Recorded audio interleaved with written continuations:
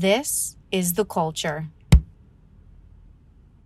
Hello and welcome back to another episode of the Cinema Wave podcast. My name is Darian Scalamoni. I'm going to be one of your hosts for this episode. I am joined, as always, by the host of the Star Wars Mark of Balance podcast, Mark Iacobino.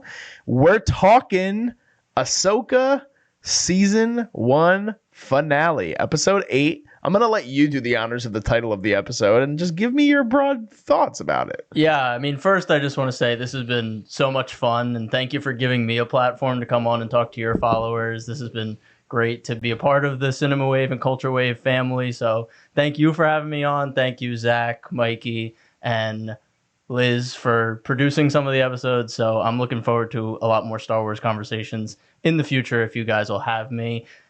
And yeah, what's this episode called? The Lion, the Witch, and the Wardrobe? Yeah, so they do a take on Chronicles of Narnia, right? And by the way, it's been an absolute pleasure and a blessing to have you be in studio with us talking Star Wars, because I am just a novice. You are the master. I am the Padawan. So I appreciate everything you've been able to bring to the channel and to all our socials and everything like that. But so the name of this episode is The Jedi, the Witch, and the Warlord. Yeah. So which is definitely it's inspired, I think, by Narnia. Mm-hmm. But this is an episode that, again, we've been anticipating for a while.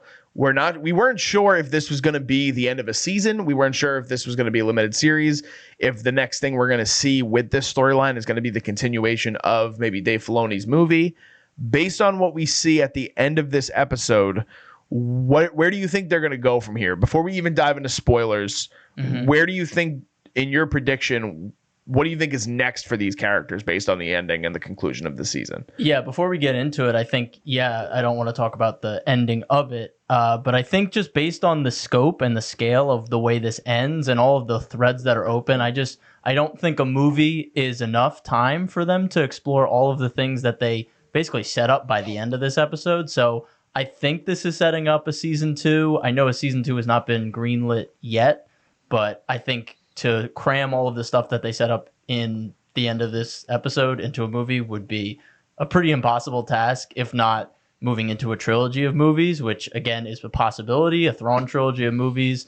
But I don't know if they know yet. Disney is very good at not knowing what they want to do with Star Wars, so I'm not sure. We'll see. Yeah, I think there's still a good amount of time that they can play around with, going from the end of where this story is going to go, leading us into the sequel trilogy, right? Yeah. So what is it, about 15 years? Yeah, something like that. Probably like 20 years, but again, it's hard with the timeline. Yeah. So they have time to play around with, and I do agree with you that I would find it hard to believe if this becomes just a one season thing, especially because I think that there's that, you talked about it a little bit on your pod, but that mandate of maybe 8 episodes might have been something that hampered it. But it does start with writing, which we were just talking about right before we started rolling. So give me your thoughts in terms of where do you think this ranked for you in terms of sort of living up to its expectations from where you were at, not only before the series started, but as the series continued to progress. Was it satisfying enough for you? Yeah, I think halfway through the season, I think episode 6, I was very excited. I was very satisfied with it. I think going into the show, I was always very adamant that I am a bigger proponent for continuing the story in animation. So it had high expectations just because the animation that's came before it has been so great and has been some of the best Star Wars we've ever gotten. And I didn't expect, Ahsoka or Sabine to have character arcs that were better than what we've seen in animation. So I think when I came into this show, I really just wanted them to stick the landing on continuing them faithfully and introducing these new characters like Baylan and Shin, and bringing Thrawn to live action was something that I was actually excited for over animation. So I think for me, I was excited. I was taking it as I went. And I think in the end, I wouldn't say I'm fully satisfied with how it ends. And again, we'll attribute that to writing. We can attribute that to possibly Dave being maybe constrained by budget or episode count, because in animation, you're going to get a little less budget, but you're going to get more bang for your buck overall. With live action, you're going to be on a strict budget, and it's going to be in the hundreds of millions. And so when those people giving you the money are like, hey, make it 8 episodes, you kind of got to do it. So, as an animation fan, I think a big part of me now having the whole package would have rather seen this in animation because I think the story would have been able to be fleshed out a lot more. It's hard for me because I haven't seen any of the animation. Having said that, though, I do, from my perspective, I enjoyed the series as a whole, but it fell into this trap of, unfortunately, what I think a lot of these recent live-action Star Wars Disney Plus series have gone into, which was you have these really great highs that really feel like Star Wars, and it feels like what you grew up on. It feels like the things that I appreciated from when I saw Revenge of the Sith when I was young in the theaters, and I got that feeling of it in moments in this series, especially episode 5. Mm-hmm.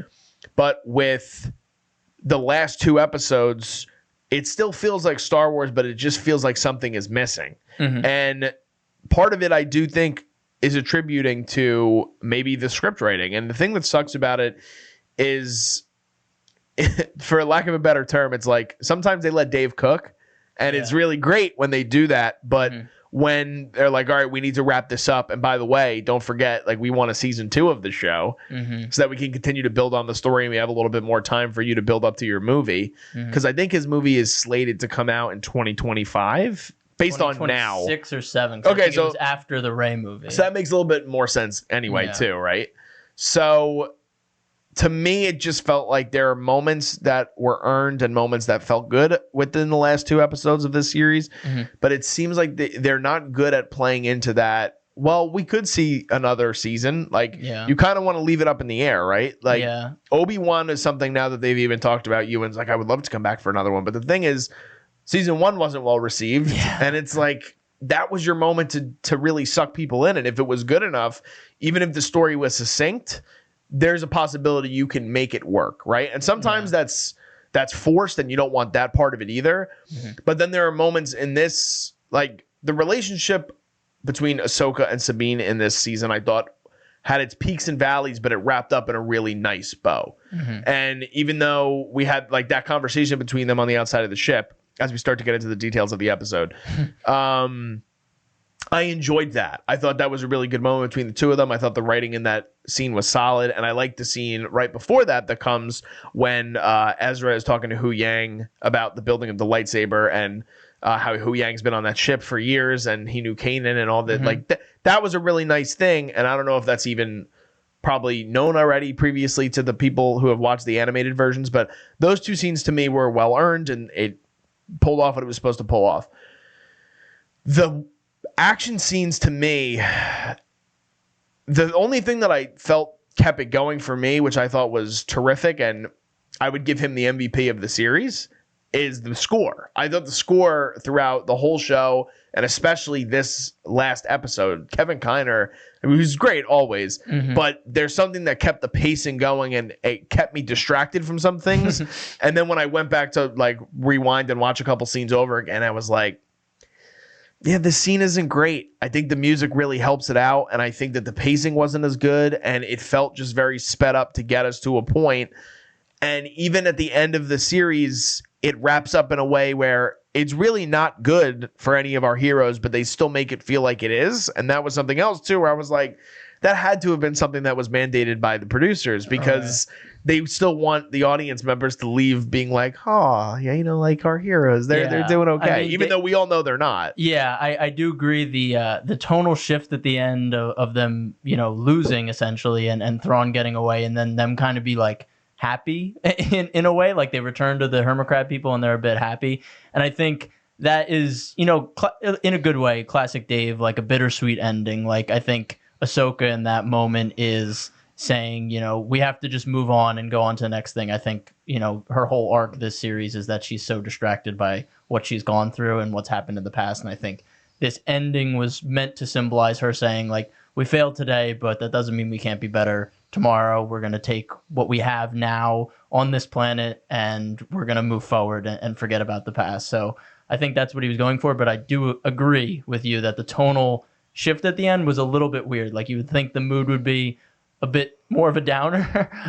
But yeah, I love that you brought up Kevin Kiner. I think this episode, especially the ending, there's a reprisal of a score from Rebels at a very significant moment in Rebels with Ahsoka and Ezra and Darth Vader, called where the moon walks and the sun sails. I think that's what it's called. I think it's a line from Lord of the Rings, but if you haven't heard it, go check it out on streaming. It's one of the best Star Wars tracks, and I love that he used it at the end here for the montage scene and then into the end credits. So always got to give the score the shout out. But yeah, there's a lot of stuff you brought up there. I'm trying to like weave in. Yeah, well, I guess I'll try to simplify it for you. Yeah. Give me a moment that stood out to you in this finale that stood out in a good way, and give me something that stood out to you in a way that you kind of were like, I really don't like the way that they did that. Yeah, so I mean, ironically, the two scenes you really liked, there was moments in each of them that I, again, really loved, but I think there were moments in each of them that I didn't feel fully earned. Like the moment when Hu Yang essentially finally tells the audience what happened between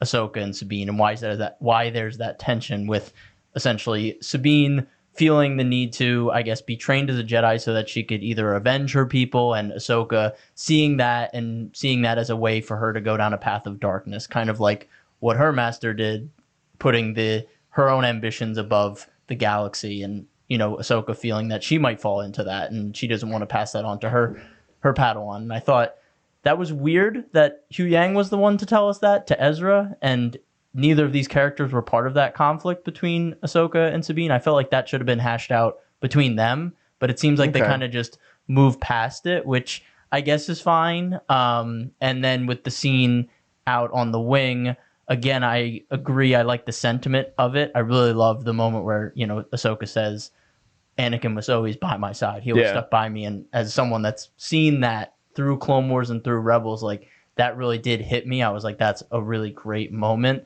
But again, it feels weird that the last time we saw Ahsoka was when she was very disappointed that Sabine made that choice. And then the next scene we see them together, she's kind of reconciled it. And I don't know if there was that transition to see her kind of look in the mirror and say, Sabine made a bad choice, but Ezra's alive and that's okay. And we'll just move forward. So I don't know. Did that, I guess you really like that, but yeah. And I actually, not that it's, I see where you're coming from, but, and I think this is going to lead to an interesting conversation because we often don't like completely disagree, but there are moments that stick out to me within this season, this contained season of Ahsoka, that at least lead me down the path to see that both of those are earned. So in terms of the Hu Yang part of it, Hu Yang to me, who he represents, who again, series MVP, I've loved every single thing and I love droids, but when we see earlier on, so he has the conversation with Sabine, I think it's episode 2 or episode 3, where he's talking about what she needs to do in order to really buy into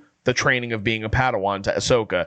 You have that moment. So think of it again as like a 3 act structure sort of thing. That's the first act. The second act is when they split up and he's so upset about the situation. He's talking to her and he's like, I told them they should have stuck together. And I feel like he's just this weird fatherly figure to the two of them. And he's always by one of their sides. Like he's always the one getting in between the two of them, making sure that the relationship is still staying strong enough to build on what this potential Jedi Order could be. If he's even aware of that, who knows?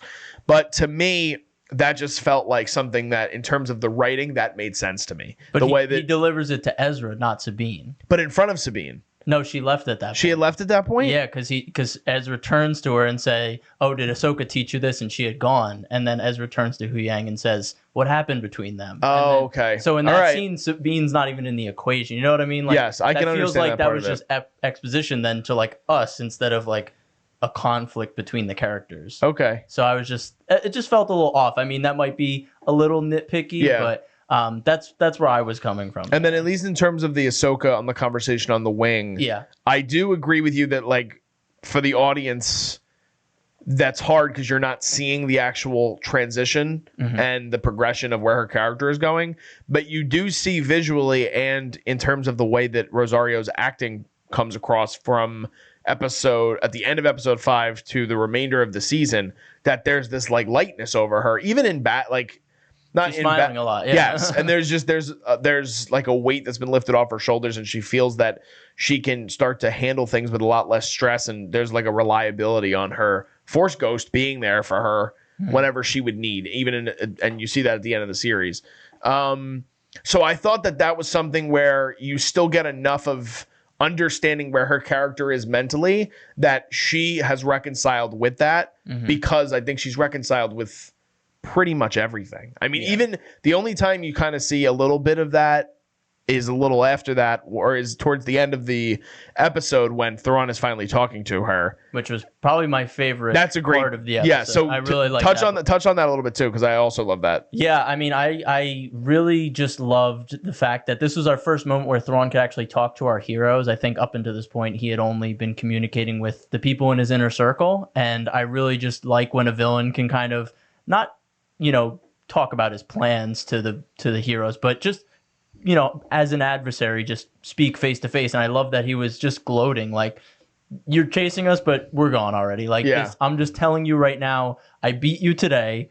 I can beat you. I've proven that I can beat you. I beat you because I know you, and I knew your master, and I knew what happened to your master. And who's to say that that can't happen to you? And it's just like such a great thing to say to someone. He's to just like laying the groundwork. Demean her and be like, damn, wow, he just like completely dismantled me. And then he's like, all right, long live the Empire. Zoom. I loved the way that was all set up. And yeah, you just gotta love when a villain can just gloat.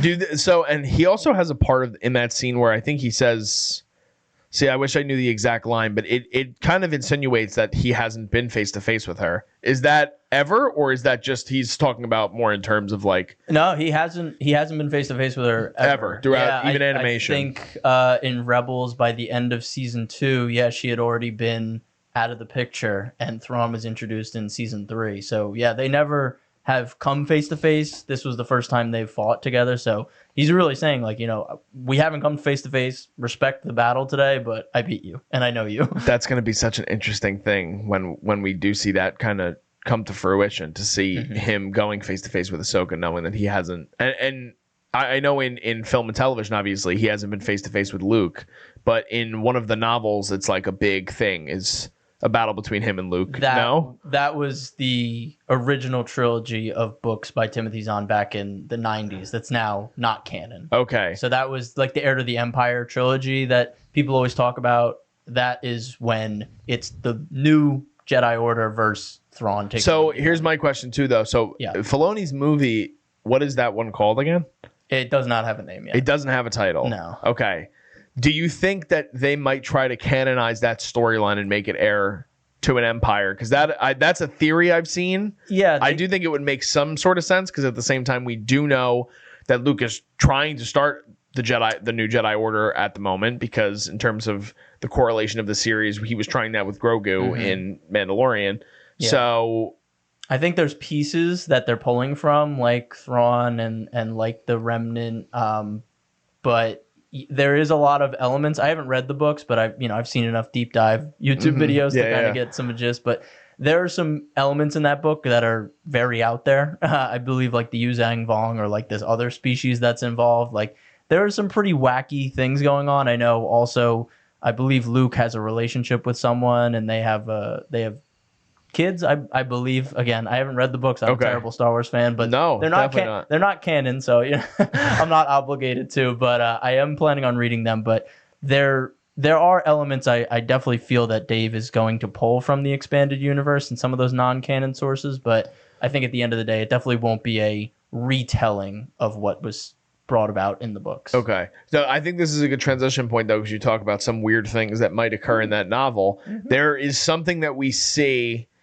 And I know it's based on what I have seen in some deep diving YouTube videos, that some of this does occur in animation, but for the first time in live action, we see the witchcraft, we see the magic, we see the zombies, like legit real zombies, essentially bringing back the undead because of the witches of Dathomir, right? Am I saying? Yes. The magic. So that was something that I thought was really interesting to see in Star Wars. It was different. I don't know how I feel about it yet, because I think I kind of want to see it play out a little bit more. Sure. I wish I had a little bit more explanation, but I know if I want the explanation, I have to just go back and watch the animated series.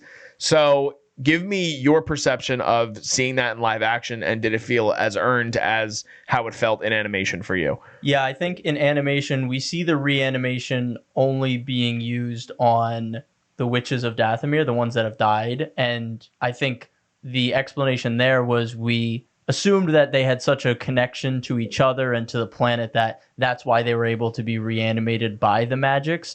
So here we're seeing them reanimate these corpses. Again, we don't know if these are stormtroopers in these uniforms that died when the ship came into this new galaxy, or if these are some of the things that they brought up from the catacombs. Like, we don't know where these zombies are from. So I think for animation fans, the only thing we really have a leg up on is that we know that they were able to do this, but we only knew that they were able to do this for people within their Night Sister community. And now that we're getting this kind of expansion of that to say, no, they can reanimate anything, at least to our knowledge right now. Mm-hmm. So I am excited about this. I know, zombies, when you bring up zombie things, people are like, oh, that's kind of played out at this point. Yeah. But I actually do really love the idea of, I've said it before, like the cosmic horror elements of Star Wars that I don't think have been explored that much in live action and really have only been touched on in like the books and in animation. So I'm really actually excited for that. I'm also a huge like Halo fan, so I love the Flood, like the whole zombie aspect of the Flood, and that's another piece of like sci-fi kind of cosmic horror. So I really am excited to see where that goes. And I hope they lean into it a lot. Like, I hope it's not just Army of the Dead. Like, I do hope there are some, like, horror-esque themes and scenes in future Star Wars projects where it's, like, a village. Like, these stormtroopers, I thought stormtroopers were gone, and then they're, like, zombies. I don't know. I think that's really exciting and new for Star Wars, and I do hope they lean into it and don't just like sanitize it. Like, oh no, they're just able to just get reanimated. Would you want to see something in the realm of like a rated R? Like, no, I'd never want rated R in Star Wars, because that was never the intention of Star Wars, to separate, because it is, as George Lucas always says, it is for kids at the end of the day, and I never want to have them pushed out because we want to get a rated R zombie movie. That's definitely not what I want to see. But I do think that they have shown in Star Wars that they can get pretty graphic. I mean, between Andor, the grittiness and the, I was going to say that's more, even in terms of the adult themes. Yeah. I think that kind of plays more into what we can hope for and we can potentially expect in the future of Star Wars. Mm-hmm. If we can start to, you still want it to appeal to all audiences, and there can be moments that serve more of a purpose, because you have to think too, at this point now, we're so many years and decades into Star Wars, like a lot of the people that grew up watching it are now older people. So, and they're showing it to their kids too, but there is within Star Wars, especially now and being owned by Disney, there's so many ways that it can also cater to kids. Mm-hmm. I would agree that I don't know how badly I would want to see like something rated R in Star Wars, but something that would be gritty and again, in that vein of like a Rogue One and Andor, but having like that horror element would be interesting to see going forward. It's just something new, and I think there are a lot of like classic horror films that are PG-13 that I think are still, something that kids can watch, and they grow up and they like really love those movies. Like Goonies isn't, I wouldn't say like a horror movie, but it's like a cult classic for like all ages, and like there's horror elements in it, and it can be scary at some moments, but at the end of the day, it is kind of a lighter take on the horror genre. So I think that would be really fun for Star Wars. Yeah. What did you think of the Great Sisters kind of inaugurating Morgan Elsbeth into sort of this sisterhood? And we see the scene where they welcome her in. That was pretty graphic too. That has some horror elements to it. Seeing her eyes just completely... I thought they were going to kill her. I actually thought because she failed to stop Ahsoka that Thrawn was like, oh, we're going to like, here you go, we're going to surprise you now. And then they were just going to like kill her. Like your usefulness has ended. But then, we saw that she got knighted. She gets the blade of Talzin, which I don't know if that's something that's been in Mother Talzin was like the leader of the Night Sisters on Dathomir. Okay. So that was like a callback to Clone Wars. So we see that a cool piece of weaponry for her. Yeah. And again, this is a spoiler discussion, but again, we'll just give you the spoiler ahead of time. Yeah. Morgan's the only death. Yeah. In this finale. And to me, it was something that she just acts as this like pawn for Thrawn, not to turn this into a rap song. Yeah, pawn for Thrawn. But she becomes this character, this secondary villain. And to me, it was underwhelming. And we talked last week, and we'll get into the more nuanced take on the whole Baylan and Shin aspect of it. But we had potentially talked about whether or not we thought that was going to be a battle that we saw take place, and if one of them was going to die, or if there was a possibility that we were going to lose one of the Jedi in this episode. But to me, it was something that I think played into how we were both a little underwhelmed with the finale, because that was something where there wasn't much stakes to that. The Great Sisters are all still alive. They're still with Thrawn. Yeah. So what did you think about her character in general for this season and kind of, I guess, being knighted into this sisterhood? Yeah, I actually, again, we might not agree here, but I actually did enjoy that she didn't make it out. I enjoyed that she was essentially this pawn or this asset that Thrawn never really looked at as not a friend, like really like a companion. Like he really looked at her as a means to an end. And when he needed to finish that mission, he's like, for the Empire, right? For the Empire. And she's like, yeah, I guess so.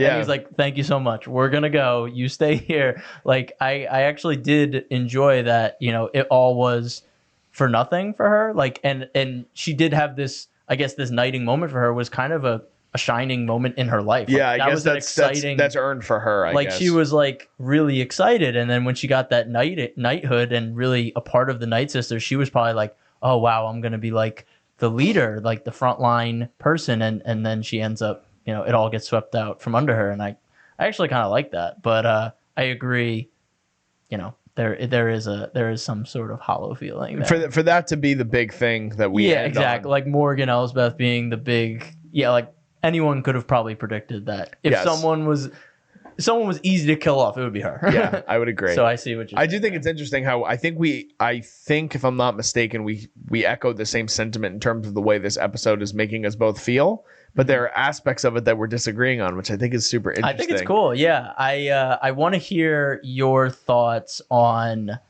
Thrawn again, because now we have, I guess, 3 episodes with him. We see he has a little bit more screen time. We see a little bit more of him because, again, in this episode, the high point for me with him was that end speech. I think everything leading up to that, again, I felt a little underwhelmed because it felt like the tactics didn't make sense. Like the whole concept of the hyperspace ring needing to be attached while they're hovering above that spire, I don't really understand why that was necessary. Why couldn't they connect above the spire? Like why? Like it just felt very convenient. Like they needed a finale with a fight scene.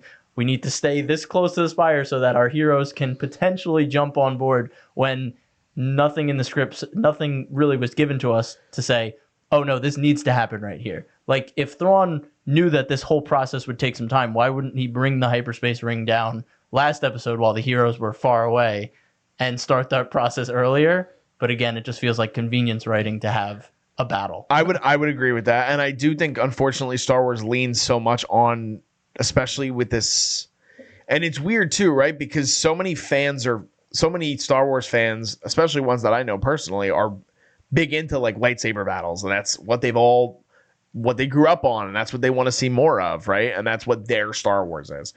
To me, I always appreciate the writing and the setup of what the original trilogy was able to do, and then how George was able to adapt and make it something different in the prequel trilogy, right? Mm-hmm. Now, I think that they do corner themselves sometimes where they do make it a little too convenient. Like that was something that it didn't bother me because it felt so secondary because it was just a chip connecting to something. But yeah, in the grand scheme of things, it's a setup device that is very convenient, and it's also leading to the fight scenes not really feeling as earned and as deep as they should feel, right? Right. In terms of Thrawn as a character, I really liked Lars Mikkelsen's performance, and again, he's been embedded and connected with the character since animation, since he voiced him. But to me, going back to the first time I even brought up what I had known or I had read, which was a wrong assessment potentially of what Thrawn was. Yeah. To me, this serves as a very similar approach to how Marvel did handle Thanos in maybe like Guardians, when he showed up in Guardians and he gets a little bit of screen time. And you start to see, I think he has like 3 scenes in that movie. And the scenes kind of build off of one another, and then we get that moment where he's like pretty ruthless towards Ronan. I think that you see the same with Thrawn, but there's a much more reserved component to him. And I think this is just an introduction to eventually have him be this big bad that we're expecting to see in the Filoni movies. that is a lazy answer, but I do think that is exactly what they're setting up to do. Right. Because they want a villain that's going to be through and through that they can rely on for at least, let's say we're in 2023. They hope to rely on this character for at least the next 7 to 8 years through what these movies are going to be. Yeah, I definitely agree. I think the most important thing, again, that was, a nitpick maybe, but again, I think, there is some writing that should be, there should be a standard there. But I think the big thing that they needed to nail with Thrawn, which I think they did, was just his essence. And I think that has come across. I think everyone can agree, like, that felt like Thrawn, even if he doesn't live up to the tactical mastermind that they might have built him up to be. I think he still has some good moments here, but I think at the end of the day, there was a lot of things where they cut corners with him, and I think he could have proved it a little more, like the whole ground assault, the fact that like Ahsoka and them just run directly through the front door. I hated that, and he can't stop them. Yeah. And he like brags at the end, like, I was able to predict your movements, and it's like, well, I mean, she ran right through the front door. So yeah, so how much did you actually predict? Like, was there any... I wish, in that case, I wish there was something that Ahsoka did that was unpredictable. I wish they had some red herring, or they did something that at least confused them just a bit. Like, it didn't have to be anything crazy, but they literally just did a straight beeline. And it's like, can you really be scared of Thrawn if you can't stop 3 people from coming through the front door? You know what I mean? Yeah, so it doesn't. I think it doesn't set a good precedent, at least. But that was my thought. I don't think it makes your villain as intelligent as you want him to seem. Exactly. I think that it's sort of hurt. And again, I think it just goes back to writing. I think that they really tried to do some innovative and different sort of things in that middle part of right after the episode 3, which I think I was a little bit more disappointed than you were, which shows a lot of the air battle between Shin and the space battle between Shin and Ahsoka. Mm-hmm. Episodes 4 through 6 just felt so perfectly paced and written in a way where almost everything was setting us up for this big wrap up. Mm-hmm. And you don't get anything there. And it leaves you underwhelmed, which I think, unfortunately, Star Wars is going down this path where, and a lot of the Disney Plus series are. We talked about a little bit off camera about how I think all of us in here are fans of Moon Knight, but the finale of Moon Knight just turns into this ridiculous giant action piece. And you have this, even in that series, right? We have a villain in Ethan Hawke's character that is very manipulative and he's very psychological. And Thrawn, from my perspective, you get that, but you even have that in bite-sized pieces in this series, right? Because he doesn't come in until episode 6. You start to get it a little bit like piece by piece. And you have that moment where they're running through to get into where the ship is being held. And like you said, there's nothing unique about that situation. There's nothing unique about that scene. Mm-hmm. And it just feels like laziness. It reminds me about what you talked about last week, too, when Ahsoka comes into the battle, like out of nowhere, when Shin is facing off against Ezra and Sabine. It just felt like completely out of left field and like, why are we doing this? Yeah. And then again, the sense of urgency that the characters artificially had after their ship was shot down, because it opens and their ship is just like lazily like drifting above the hermit crab people. Yeah. But then once it gets shot down, they're like, oh, we need to get to Thrawn now. It's like, why didn't you just fly the ship towards Thrawn if it was such an urgency? Like, you're just killing time and why do we care about? I mean, I know the hermit crab people, they're cute, I get it, but like, why do we have to hover above them? Like, let's go. We got to stop Thrawn. Let's go. And then they get out and they're like, okay, now we need to get on the dogs. Let's go. And so again, it just sense of urgency was just artificial. Yeah, because of the writing. Which that sucks. It's unfortunate. I want to transition for a second because we haven't talked too much about him as a character throughout when he's been reintroduced for the live action fans and introduced to people like me. Ezra. Yeah, let's talk about Ezra. Okay. I think we see the most of Ezra in this episode, I would argue. Maybe you see a little bit in the last episode too as well, but so much of that I think is embedded in a little bit lazier writing, and you don't see as much action with him, and it's a lot of just him and the hermit crab people, right? The little turtles. Yes. I really liked him in this episode, and I really love his portrayal of the character and the playfulness that he brings, which I think I can dissect from the things I've watched that is true to who the character is in animation. Hey. So what do you think of his performance, and do you think that Aman Asfandi does a good enough job kind of portraying Ezra in live action. Yeah, I don't remember if I said this last week or not, but I actually prefer this version of Ezra over the animated one. I Interesting. think the animated one has a really good journey, and there's a lot of interesting things that he goes through that are unique to him. And I think I like the concept of his character more than maybe the actual moments with the character. I think there are a lot of moments in Rebels where he does come off a little annoying, and I don't think he ages. He does age well, but I think Ahsoka, even though she started out annoying as well in Clone Wars, she aged a lot better and maturely, and Ezra goes through that journey. But I think sometimes he didn't come off as charismatic or charming as they wanted him to. But I think Amon, he does it immediately. Like from the first scene, I've been like very into his performance, and I am excited to see him back with the crew and where he's gonna go now that he's back in the known galaxy with Hera. Yeah, I think that Sabine is the character to me that unfortunately there are moments of annoyance that I get from her, and I think Natasha Liu Portizzo does a good job. Yeah, but the character in general, there's just aspects of her and decisions that she makes along the way, which somewhat gets reconciled at the end, but there's still aspects of, again, I think it comes back to writing where they could have written it in a better way to get us to the trajectory, just more well-rounded in terms of forming that relationship between Ahsoka and her as Master Padawan. I think we'll continue to see that in what I think is going to be a season 2. I think we're going to see a season 2 of the series. But I don't know. There's aspects of, unfortunately, the wrap up of where we're at with this that leaves me with wanting more. And I appreciate the character portrayals. I appreciate aspects of what Filoni went for, but it keeps taking me back to these Star Wars series where it's like nitpicking. Like you have to find things you really like about it to say it was good. Yeah, exactly. And that to me sucks because you want something that you can be completely enamored by, and at the end you could be like, man, this was a really great chapter in the Star Wars saga. And unfortunately it's like, oh, I really like this and this of it, but then, it really kind of falls off a little bit, and it starts a little slow, but then it picks up, and then it kind of ends. I don't know. I'm curious.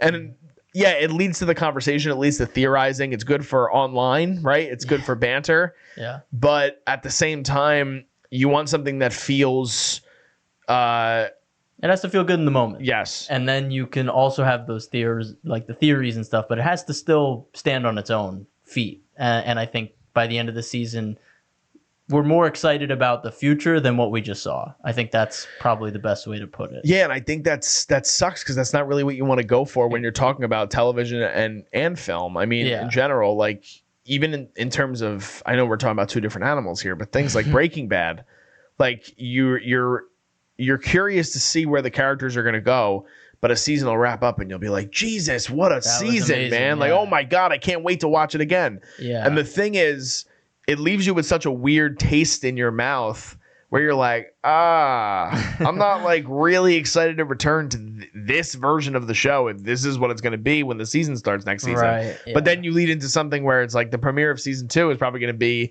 this great bombastic thing that kind of hooks you right back in, and you're like, I'm back on board. And that's what Star Wars has been doing, kind of manipulating certain fans, I feel like, and pulling on heartstrings and making you feel a certain way if you're not completely enamored with everything that has to do with Star Wars. They just keep kind of pulling you back in. So I don't know if you could give a rating to this season. Oh God. I know. So if you could give, and I know it's hard because again, certain episodes, but do you think that there is like a rating in your mind that you'd be able to give this kind of based on, and again, it could change. You're going to watch the series again, I'm sure. I'm never like a ratings person. I don't do any ratings on my channel. I think I'll take this as an objective full package. I'll say, and I go like IMDb ratings. So like 10 is like unheard of in IMDb. Yeah. So like this might sound harsh, but it's really not. Like a 7.5. I was gonna say I'm probably in the same range. Yeah, like so I don't think that's really too harsh either. There's really high moments. There's low moments. I'm excited for the future, but I wasn't blown away.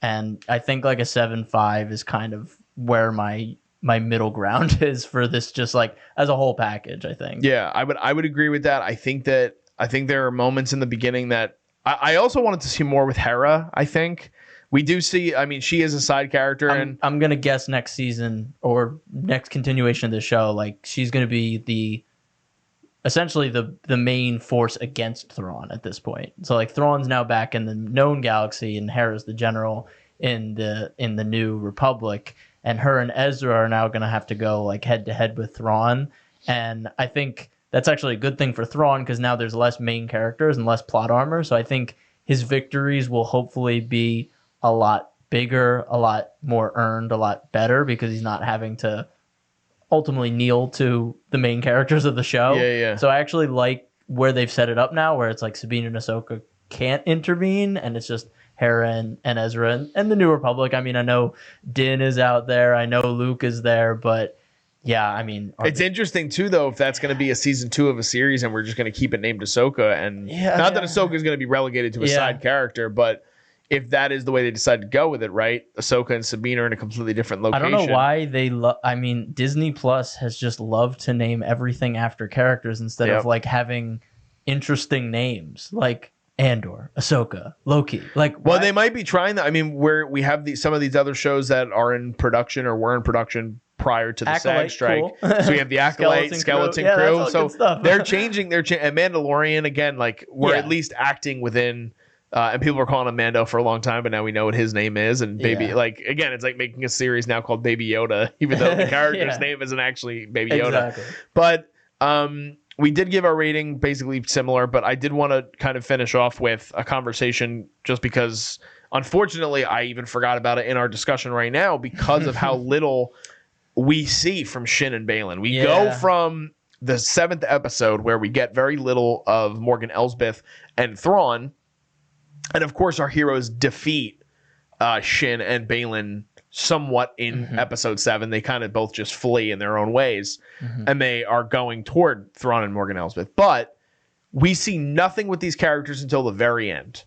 Yeah, in a montage. And it's there's not even words spoken. And so the one thing which we've talked about previously, Ray Stevenson unfortunately passed away before this series went to air. He filmed the whole season. We don't even know if there's going to be a season 2 coming. We are anticipating that will happen. But he sadly has passed on. So we leave this episode. My prediction was right. Baylan is still alive. So they're going to have to recast the character. Which sucks because he does such a fantastic job in the role. But what did you think about, like, even so for someone who, I don't know if that was something from animation, like he goes to basically like this monument. So he goes to this monument. Yeah. If you could tell me and the audience a little bit about that for who isn't aware of it. I'll try. And what you think is going to kind of turn for these two characters. I think they're two really, really great. I don't want to. They're well developed. They're a little underdeveloped, but I think that you leave a lot to build off of these characters, which I really appreciate because that is something Star Wars doesn't do, where the supporting characters sort of just get relegated and they either die or we really never see them ever again. These two characters, I thought Dave really had a good handle on and a real dedication and passion toward. Yeah. So in general, I would say they're two of my favorite characters from the season. I love that they're new characters, and I'm curious on your thoughts of how they wrap that up. And like I said, that moment that Baylan has, at least with that monument that we see. I will try to explain that because that's even hard to explain for Star Wars fans because it is kind of nebulous. But I think I would definitely agree. Like, you have this huge buildup with these two characters that I think a lot of people would argue are the strongest part of the season for them. Like, that was a highlight for them, was the Shin and Baylan relationship. And then in the finale, you don't really get it at all. And I think there might be a conversation to be had there that they might have cut out some of those scenes because of the unfortunate passing of Rey, and they said, maybe we don't want to show too much at this point, and we just want to kind of leave it more open-ended than have something. Okay. Maybe there's something like that happening. I really love Shin as a character. I think there's such an interesting way they can go about her journey. I like that she does go back to the Marauders, and now will be this warlord type of character, this power and ambition that she's talked about all season. She'll finally get it, and she'll be that, main antagonistic force for Ahsoka and Sabine on the planet itself, because Baylan's kind of going to be off on his journey. Baylan, so he's standing on these three monuments. They're of the Mortis gods. These Mortis gods are essentially like pillars or icons of the Force. They represent what the Force is. So there's the Father, that's the middle, the balance, and then the Son was off to the right, dark side, and then the daughter is supposed to be that other statue, but it's destroyed. She's supposed to be the light side. So just think of them as icons of the different pillars of the Force. We've seen them in Clone Wars in a very, very nebulous kind of arc where there's no real confirmation that it's true or not, it happened or not, but Ahsoka, Obi-Wan, and Anakin go on this journey, and it feels like a dark side cave or like a Force vision kind of thing, but they do go through this kind of conflict with the Mortis gods, and the Mortis gods are essentially kind of, they feel like the epicenter of the Force, like it all flows through them, and they physically represent the Force. So I think what they're trying to say here is that, you know, Baylan is standing there and he is trying to find maybe where they originate from, where that epicenter of the Force is, and they're just trying to say like, hey, Baylan's on this journey, and the end of his journey could be something that is, you know, something that changes the universe. But I can't really explain the Mortis gods. It's very hard to do because, like I said, people that love Star Wars and know Star Wars are still discussing what that arc was about in Clone Wars. And, you know, my friend Cole, who you know, me and him just had a conversation about the Mortis gods like a couple weeks ago, and like, I have this theory about what happened, and he has this theory what happened, and neither of them are incorrect to Dave Filoni. So it's very hard for me to explain them, but I hope that was I thought that was a really good job of somewhat helpful.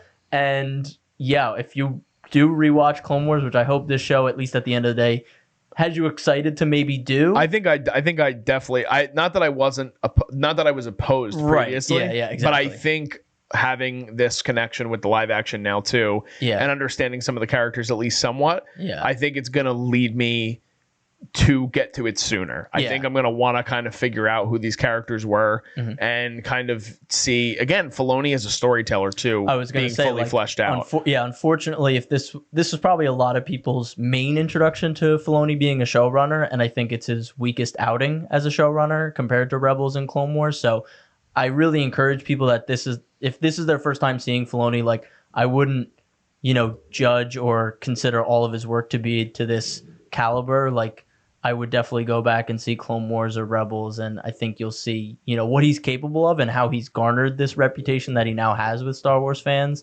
And we do have to, you know, consider that this is his first live action show running experience. Yeah. And there's going to be some growing pains there. Unfortunately, it's growing pains with a story that was continued. It wasn't just a new story that, if he messed it up, or not saying he completely messed this up, but if he did mess it up, there's a little bit more room to be like, oh, okay, that's fine. But this was a continuation of the story. So there's so much canon involved as well. Yeah, so it was hard. I knew the switch in mediums would always be something that was either going to be, you know, solid, or it was going to bite him in the ass. And I think it's kind of living in between there right now. Yeah, I think that I think he did a really solid job for it being his first live action outing. But again, I don't know so much in the context of the animated story, but I do know that a lot of people love his storytelling abilities in animation. And he did Rebels and Clone Wars, right? He show ran all of it. Yep. So I am interested to see. I'm really interested to see if he doesn't get a second season of this show. Oh God. And we go into the feature. That'll start to scare me a bit, because and we've seen him direct multiple episodes of all the Disney Plus series, and I think for the most part, majority of the episodes, if not all the episodes that he's directed, have been really great. Yes. So again, show running an entire season of television is different than directing an episode of television. Just like directing an episode of television and show running is very different than a feature film in the Star Wars universe, because this is going to be something that they're playing so much to. They have to do really well with these feature film adaptations that we start to see coming back to theaters, because by the time his film comes out, if Rey's movie does wind up even coming out before that, which as of now it's supposed to, but Star Wars is known to change. So if this winds up becoming the first film back in theaters, that's a lot of weight on Dave's shoulders.